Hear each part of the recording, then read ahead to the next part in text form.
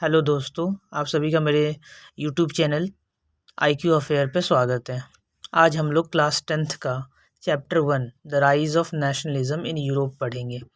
The rise of nationalism Europe में इस video में मैं इसको 2-3 वीडियोज़ में बनाऊंगा। तो इस वीडियो में मैं आपको 4 टॉपिक्स कवर कराऊंगा।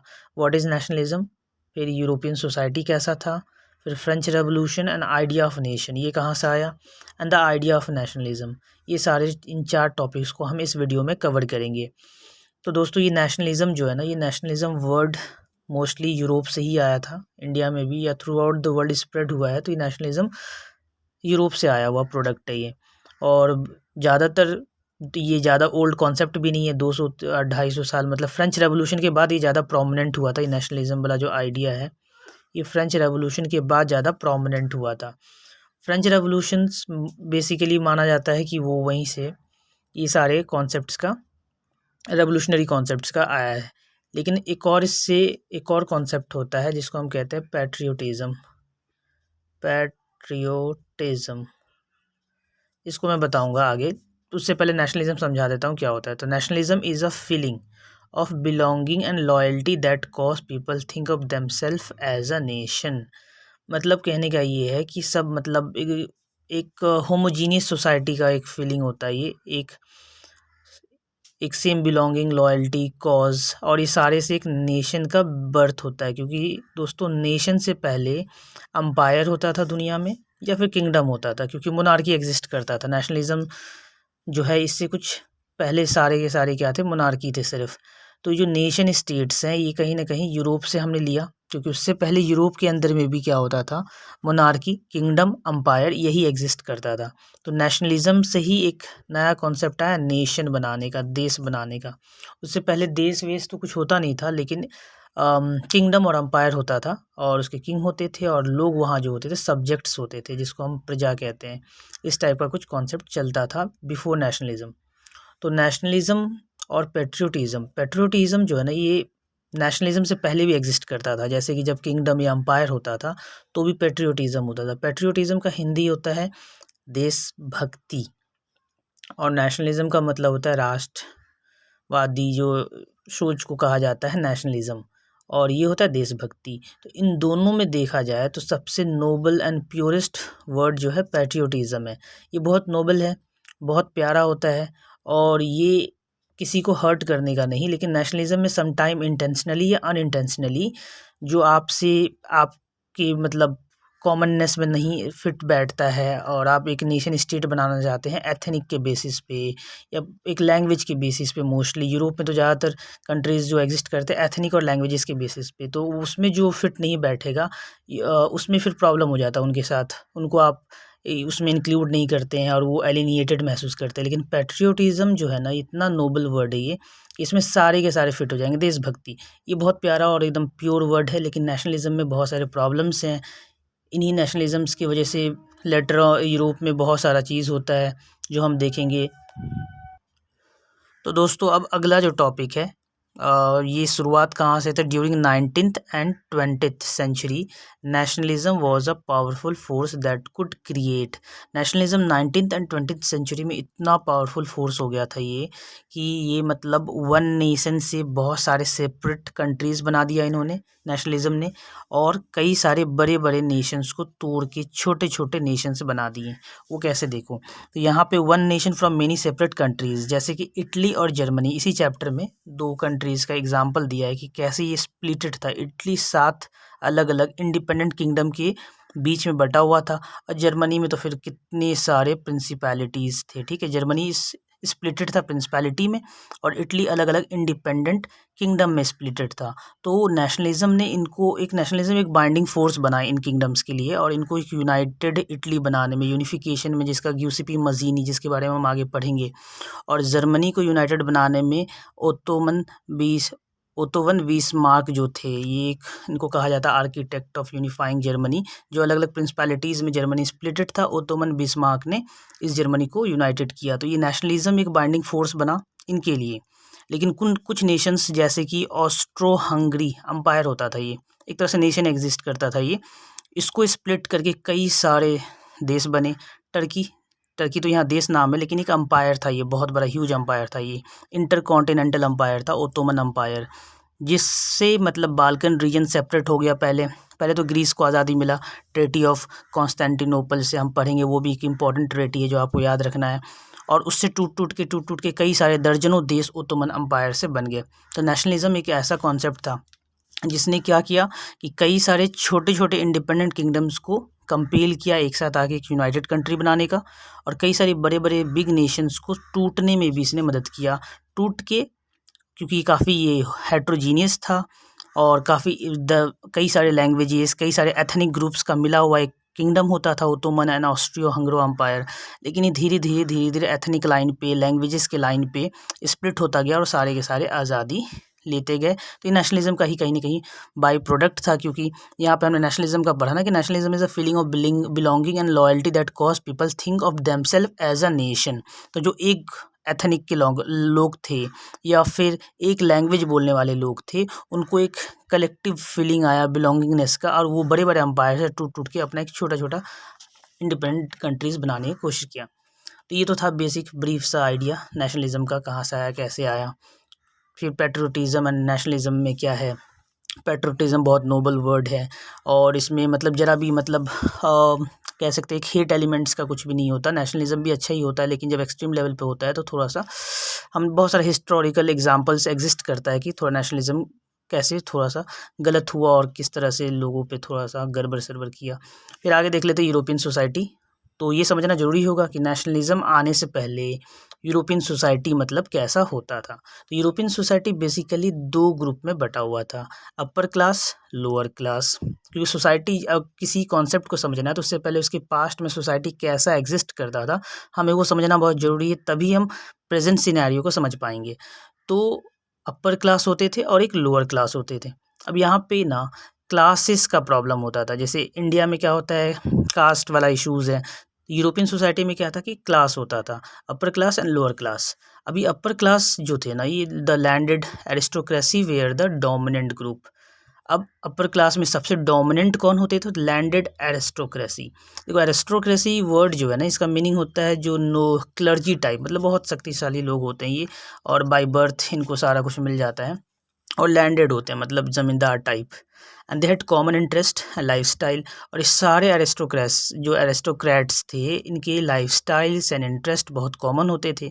जैसे कि ओन्ड लार्ज कंट्री स्टेट्स, मतलब बड़े बड़े इनके बहुत फार्म हाउस टाइप एंड बड़े बड़े विला वगैरह, टाउन हाउसेस होते थे। और ये सारे के सारे मोस्ट इंपॉर्टेंट, इनके बीच ना फ्रेंच बोला जाता था। फ्रेंच को एक एलीट लैंग्वेज के तौर पे देखा जाता था, क्योंकि एरिस्टोक्रेट सारे के सारे क्या थे, एलीट थे, ये सारे के सारे एलीट। तो सारे जो अपर क्लास वाले थे they used to speak French language, ठीक है। लोअर क्लास में ज़्यादातर कौन थे, majority of people were peasants. कौन थे ये सारे के सारे, पीजेंट। अब जो कोई पीजेंट और फार्मर, ये दो पे हमें समझना है। फार्मर जो होते हैं वो पीजेंट से कहीं हद तक बहुत बेहतर होते हैं। पीजेंट्स आज के टाइम में एग्जिस्ट नहीं करता है, सोसाइटी काफ़ी इवॉल्व हो गया एंड मॉडर्नाइज्ड भी हो गया है कई सारे रेवोल्यूशंस के बाद। तो पीजेंट्स वो लोग होते थे जो लैंडलॉर्ड्स की ज़मीन को रेंट पे ले लो, और फिर वो अपना उसमें खेती करते थे, और कुछ हिस्से लैंडलॉर्ड को देते थे और कुछ अपना परिवार चलाने के लिए वो रख लिया करते थे। फार्मर्स के पास जनरली अपना ओन लैंड होता है, और अच्छा खासा ठीक ठाक, मतलब पीजेंट से बहुत अच्छा स्टेटस होता है फार्मर का। तो पीजेंट्स आज के टाइम में एग्जिस्ट बहुत कम ही करता है, लगभग ही ख़त्म हो गया ये पीजेंट वाला system. And most were landless and work as serf. और ज़्यादातर जो लोअर क्लास थे, पहले क्या थे, लोअर क्लास पेजेंट थे, और पेजेंट्स के बाद कुछ ज़्यादातर क्या थे, उन पेजेंट्स में भी ज़्यादातर क्या थे, लैंडलेस थे। जो लैंडलेस होते हैं वो ज़मींदार से लैंड रेंट पे लेते हैं, फिर उसके खेतों में काम करते हैं, कुछ उनको देते हैं और कुछ अपने लेते हैं। तो ये ज़्यादातर कैसे थे, लैंडलेस लोग थे। And worked as serf. ये सर्फ जो है ना, इस सर्फडम से आया है, SERFDOM। सर्फडम जो है एक प्रैक्टिस था यूरोप के अंदर। सर्फडम में क्या होता था कि आप हमारे खेत में ही रहोगे, वहीं पे आप हमारा काम करोगे, और उससे जो आपको अनाज होगा अपने को खाओ, अपने बच्चों को खिलाओ, इस तरह से होता था। मतलब स्लेव से और सर्फ में फ़र्क यही है कि स्लेव के मास्टर्स होते थे, वो उसको खिलाएगा, उसको पिलाएगा, पहनाएगा सब। सर्फ भी एक तरह से देखा जाए तो सिर्फ खाने पीने और पहनने के बारे में अपना था, लेकिन उसका कंट्रोल कुछ नहीं था अपने आप पे। जो लैंडलॉर्ड कहेगा उसके खेत में रहना है, वहीं पे कमाना है, वहीं पे खाना है, एंड वहीं पे उनका चलता था। तो यूरोप में ये सर्फडम वगैरह सब कॉन्सेप्ट था। फिर आगे देख लेते हैं। तो ये यूरोपियन सोसाइटी आपको समझना बहुत ज़रूरी है कि कैसा था, क्योंकि जो आगे नेशनलिज्म आता है कहीं न कहीं फ्रेंच रेवोल्यूशन के बाद आता है, ज़्यादा प्रोमिनेंट होता है। आता फीलिंग तो स्टार्ट हो जाता है पहले से, लेकिन प्रोमिनेंट ज़्यादा होता है वो, ठीक है, फ्रेंच रेवोल्यूशन के बाद। तो फ्रेंच रेवोल्यूशन क्यों हुआ, तो हमें ये समझना पड़ेगा कि अपर क्लास एंड लोअर क्लास हमें सही से समझ में आए, तभी रेवोल्यूशन का कारण समझ में आएगा और फिर किसने किससे प्रिविलेजेस छीने। फिर आगे आ जाता है French revolution and the idea of nation. जैसे मैंने बताया कुछ देर पहले कि फ्रेंच रेवोल्यूशन ही बहुत एक इम्पॉर्टेंट रोल प्ले करता है पूरे यूरोप के अंदर नेशनलिज्म का लाने का, और इक्वलिटी और फ्रेटर्निटी, ये सारे कॉन्सेप्ट्स को लाने का, और सारे को मतलब इक्वली ट्रीट करने का। पहले क्या था, एरिस्टोक्रेट्स ज़्यादा पावरफुल होते थे, और इन बेचारों को देख लो, कोई पीजेंट्स है, कोई सर्फ है, सर्फडम चलता था, फ्यूडलिज्म चलता था, फ्यूडलिज्म भी एक होता है, सामंतवाद कहते हैं उसे, वो सारा चलता था। तो धीरे जब फ्रेंच रेवोल्यूशन जब हुआ तो ये सब कुछ क्या हो गया, ये सारा चीज़ क्या हो गया, ठीक हो गया। ठीक होना मतलब धीरे धीरे सोसाइटी इवॉल्व होता गया। The French revolution and the idea of nation. French revolution started in 1789। ये वेरी इंपॉर्टेंट है, आपने क्लास 9th में इसको फर्स्ट चैप्टर जो हिस्ट्री का फ्रेंच रेवोल्यूशन वहाँ पढ़ा ही होगा कि फ्रेंच रेवोल्यूशन कब शुरू होता है, 1789 पे बेस्टिली पे अटैक होकर, क्योंकि एक रूमर्स फैल जाता है। बेस्टिली था साइन ऑफ डेस्पोटिज्म, ये था। तो एक रूमर्स फैल जाता है कि आर्मी जो है ना, ह्यूज आर्मी कंट्री साइड में आ रहा है क्रॉप्स को डिस्ट्रॉय करने के लिए, और वहीं से कहीं ना कहीं एक फ्रेंच रेवोल्यूशन चालू होता है। लोग बेस्टिली पे अटैक कर देते हैं, और वहाँ प्रिजनर, एक्चुअली बेस्टिली जो था एक फोर्ट था, जो प्रिजनर फोर्ट था, वहाँ से आर्म्स एंड एम्यूनिशंस लोग लूट लेते हैं, और फिर वो पूरी तरह से पूरा। देन आता है यहाँ पे French was a full fledge territorial state in 1789 under the rule of monarch. अब आपको ये समझना ये होगा कि फ्रेंच जो था ना, रेवोल्यूशन से पहले भी एक टेरिटोरियल स्टेट था, वो फुल फ्लेज था, और उसको कौन रूल करता था, मोनार्क। अब मोनार्क का मतलब होता है किंग, और फ्रेंच रेवोल्यूशन के टाइम पे किंग कौन था, तो लुईस 16 था। तो दोस्तों फ्रेंच रेवोल्यूशन के टाइम में जो मोनार्क था उसका नाम था लुईस 16। तो अब हम आगे शुरू करते हैं कि और आगे फ्रेंच रेवोल्यूशन के बाद क्या क्या चेंजेस हुआ फ्रेंच सोसाइटी के अंदर। तो पहला तो देख लो आप, political and constitutional changes that came in the wake of French revolution lead to the transfer of sovereignty from monarchy to the body of French citizen. ये बड़ा इंपॉर्टेंट है। होता क्या है कि पॉलिटिकल एंड कॉन्स्टिट्यूशनल चेंज हो जाता है फ्रांस के अंदर, क्योंकि अब पॉलिटिकल चेंज कैसा कि मोनार्क अब हट जाएगा, और सीधी सी बात है, और वहाँ पे मोनार्क से क्या आ जाएगा। और एक और चीज़ नोट करना है कि फ्रेंच रेवोल्यूशन के बाद ना इमीडिएटली फ्रांस में प्रेसिडेंट वगैरह कुछ नहीं आया था। ये French citizen, body of French citizen will rule France, यही हुआ था एग्जैक्टली फ्रेंच रेवोल्यूशन के बाद। और वो बॉडी कैसे कैसे, कौन कौन से बॉडीज़ थे, तो काफ़ी सारे बॉडीज़ बने। एक बना तो वो फेल हो गया, फिर सेकंड वाला बना, फिर उसमें कुछ प्रॉब्लम्स हो गए, फिर थर्ड बॉडीज़ बने। तो ऐसी so and so fourth Napoleon Bonaparte तक बॉडी ऑफ फ्रेंच सिटीजन्स क्या कर रहा था, राजा लुईस 16 को ग्लूटेनाइज करने के बाद रूल कर रहा था। अब बॉडी ऑफ फ्रेंच सिटीजन्स क्या क्या था, तो पहला तो नेशनल असेंबली बना था, उसी में एक कॉन्स्टिट्यूशन तैयार हुआ था। फिर नेशनल असेंबली में कुछ प्रॉब्लम्स हो गए, तो फिर क्या बना दिए गए, डायरेक्टरी रूल बना, और ऐसे करते करते आगे बढ़ता गया। और फिर जैकोबिन क्लब वगैरह बना, जो मैक्सिमिलियन रॉबेस्पियर जो थे उन्होंने जैकोबिन क्लब बनाया था, लोअर सेक्शन ऑफ लोगों को लेके, पीजेंट्स वगैरह जो एरिस्टोक्रेट नहीं थे। फ्रेंच सोसाइटी में जब रेवोल्यूशन पढ़ोगे तो 3 स्टेट्स होता था, first state, second and third state. पहला होता था नोबिलिटी, दूसरा क्लर्जी, एंड तीसरे वाले में सारे जो लोअर सेक्शन ऑफ पीपल्स होते थे वो आते थे। तो body of French citizens France को रूल कर रहा था कब तक, जब तक एक मिलिट्री जनरल होता है, ये नेपोलियन बोनापार्टे, वो आते हैं। तो कहीं ना कहीं उनके आने से डेमोक्रेसी को प्रॉब्लम होता है। प्रॉब्लम क्या होता है कि डेमोक्रेसी कहीं ना कहीं हैम्पर हो जाता है, because he declare himself the emperor of France. वो एम्परर बन जाता है, तो वापस कहीं ना कहीं he seems to be establishing monarchy. लेकिन ये तो एक प्रॉब्लम था, लेकिन जो उनका एडमिनिस्ट्रेटिव रिफॉर्म्स था ना, वो रेवोल्यूशनरी था। जिस तरह से एक फ्रांस में रेवोल्यूशन आया था और पॉलिटिकल और कॉन्स्टिट्यूशनल रेवोल्यूशन लाया था, वैसे ही इन्होंने एडमिनिस्ट्रेशन में रेवोल्यूशन ला दिया था। तो इसलिए कहीं ना कहीं इनका इतना अच्छा एडमिनिस्ट्रेशन में रेवोल्यूशनरी स्टेप्स थे और रिफॉर्म्स थे कि लोग मोनार्की को कम ये देते हैं इंपॉर्टेंस, और कहीं ना कहीं उनके रेवोल्यूशनरी स्टेप्स को ज़्यादा लोग प्रेज करते हैं, अप्रिशिएट करते हैं। तो बहुत इंपॉर्टेंट था, क्योंकि यूनिफॉर्मिटी ला देते हैं पूरी दुनिया में। आज जो हम लोग सब यूनिफॉर्म सिस्टम्स यूज़ करते हैं ना, वेट हर जगह केजी, जहाँ भी जाओ आप केजी में मिल जाएगा आपको सामान, इंडिया में या फॉरेन में। हर मेजरमेंट के लिए यूनिफॉर्म सिस्टम, वेट्स के लिए यूनिफॉर्म सिस्टम ला दिया था, क्योंकि फ्रांस में ना बहुत प्रॉब्लम था। जैसे कि समझने के लिए आप कोलकाता से आप दिल्ली जा रहे हो, तो कोलकाता में 1 केजी का मतलब है 800 ग्राम, दिल्ली में आप गए तो 1 केजी का मतलब है 700 ग्राम। तो आप यहाँ पे कुछ तो ये प्रॉब्लम हो रहा है ना, आप यहाँ पे 1 केजी खरीद रहे हो मतलब 800 ग्राम खरीद रहे हो 10 रुपया में, अब वहाँ जाके आपको वही 1 केजी मतलब वहाँ 1 केजी का मतलब क्या होगा 700 ग्राम आप खरीद रहे हो 8 रुपया में, तो आपको कहीं न कहीं नुकसान हो जाता है, या सेम प्राइस में 10 रुपये में खरीद रहे हो, तो ये बहुत प्रॉब्लम था कि 1 केजी का मीनिंग हर जगह-जगह पे क्या करता था मैं वेरी करता था। और ये मैं 1 केजी इसलिए समझा रहा हूँ क्योंकि इंडियन कॉन्टेक्स्ट में आपको अच्छे से समझ में आएगा। तो हर जगह 1 केजी का मीनिंग, कहीं पे 1 केजी का मतलब 900 ग्राम, कहीं पे 1 केजी का मतलब 800 ग्राम, कहीं पे 1 केजी का मतलब 700 ग्राम। ये पूरे यूरोप के अंदर प्रॉब्लम था ये, बहुत प्रॉब्लम था। तो जो नेपोलियन थे इन सारे प्रॉब्लम्स को क्या किया उन्होंने ख़त्म किया। फिर सबसे इम्पोर्टेंट उन्होंने जो एबॉलिश किया वो था बर्थ राइट, मतलब पैदा होते ही आपको आपके फादर और मदर के स्टेटस के हिसाब से, फैमिली के स्टेटस के हिसाब से आपको भी एक प्रोमिनेंट स्टेटस मिल जाएगा, भले ही आप लायक हो या फिर नालायक हो, फ़र्क नहीं पड़ता। तो नेपोलियन ने एक अच्छा काम ये किया था कि बर्थ राइट को एबॉलिश कर दिया था और कहीं न कहीं मेरिट को इस्टेब्लिश किया था। तो काफ़ी सारे इनके अच्छे काम थे। हाँ, लेकिन रेवोल्यूशन को कहीं न कहीं डेमोक्रेसी से थोड़ा-सा उन्होंने डाइवर्ट कर दिया था। फिर आता है declaration of mission to liberate Europe from despotism. और ये जो रेवोल्यूशनरीज थे ना, इन्होंने एक मिशन तैयार कर लिया था, मतलब डिक्लेयर कर दिया कि हमने क्या करना है, फ्रांस में हमने रेवोल्यूशन लिया है, अब सारे यूरोप को ना इस डेस्पोटिज्म से ख़त्म करना है। डेस्पोटिज्म का मीनिंग होता है कहीं ना कहीं और जो एरिस्टोक्रेसी और मोनार्की का एक क्रूअल शासन जो होता है उसको कहते हैं, तानाशाही वगैरह टाइप वाला जो शासन होता है, जो अत्याचारी होता है, उसको ख़त्म करना चाहते थे। इन्होंने डिक्लेयर कर लिया था कि मिशन बना लिया था कि पूरे यूरोप को लिबरेट करेंगे। अब फ्रांस में तो हो गया, अब यूरोप में भी हम इन मिशन को क्या करेंगे, फुलफिल करेंगे। और इसी मिशन के लिए फिर बाद में जैकोबिन क्लब, जो मैंने बताया आपको कुछ देर पहले, जैकोबिन क्लब सेटअप किया गया। और ये किसके द्वारा किया गया था, तो ये याद रखना है कि एजुकेटेड मिडिल क्लासेस। ये रेवोल्यूशन ज़्यादातर पूरी दुनिया में जहाँ जहाँ रेवोल्यूशंस हुआ है ना, ये ज़्यादातर जो रेवोल्यूशनरीज थे ये मिडिल क्लास से बिलोंग करते थे, पढ़े लिखे होते थे प्लस मिडिल क्लास वाले होते थे ये। एंड स्टूडेंट ऑफ यूरोप, ये स्टूडेंट और मिडिल क्लास, अक्सर जितना रेवोल्यूशन, फ्रेंच हो, रशियन रेवोल्यूशन हो, आप आगे सब पढ़ोगे, वो सारे में ना स्टूडेंट्स और मिडिल क्लास वाले और एजुकेटेड लोग, मतलब जो पढ़े लिखे लोग जो होते थे, वो इनमें काफ़ी रोल प्ले किया।